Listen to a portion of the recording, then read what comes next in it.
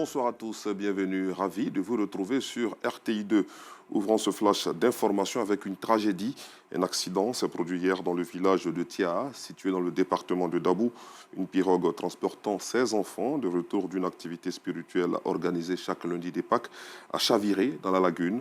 12 d'entre eux, âgés de 8 à 13 ans, ont perdu la vie dans ce drame qui plonge toute la communauté dans la consternation. Le ministre délégué au sport, Adjé Silas Metch, cadre de la région, s'est rendu sur les lieux pour apporter le soutien du gouvernement aux familles éplorées. Pour l'heure, les circonstances exactes de l'accident restent à déterminer. Une enquête a été ouverte. Le carton rouge nous conduira dans la commune d'Adjamé, précisément à Bracody, quartier situé entre Williamsville et la gare Nord. Dans ce secteur connu pour la vente des chaussures et de friperies, les rues, trottoirs et ouvrages d'assainissement sont occupés par les commerçants et même des bâtiments, ce qui crée un désordre, une anarchie totale.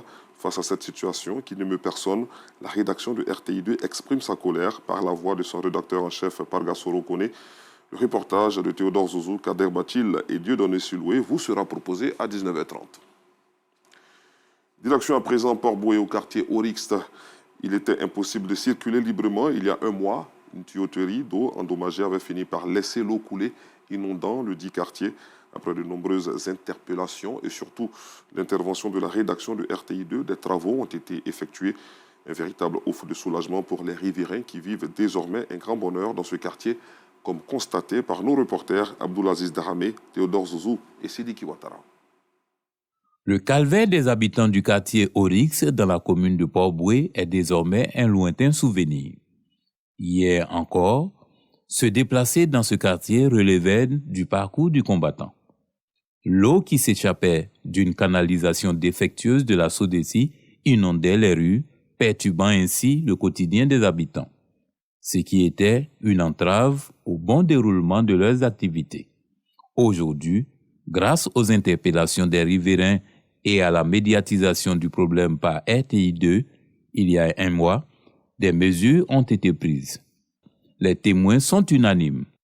Enza, responsable du comité de gestion du quartier Orix, exprime la satisfaction des habitants. Je tenais vraiment, par reconnaissance, à remercier la radio Télé Ivoirienne 2 pour son intervention qui a permis effectivement la rapidité de la réparation de la situation de cet incident. Voilà. Sinon, le quartier était inondé, il y avait des moustiques. En tout cas, les gens tombaient pratiquement malades à tout bout de champ. L'église, affectée par ces inondations, retrouve enfin sa quiétude. Il y avait un gros tuyau qui était cassé là. Il y avait assez d'eau inondée, tout ici, comme si c'était la lagune.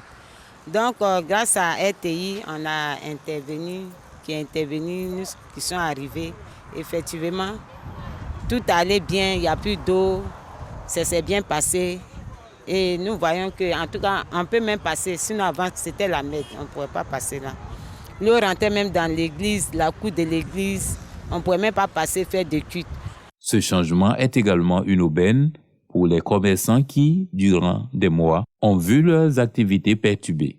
Quand l'eau était là, les gens ne venaient pas payer mes marchandises.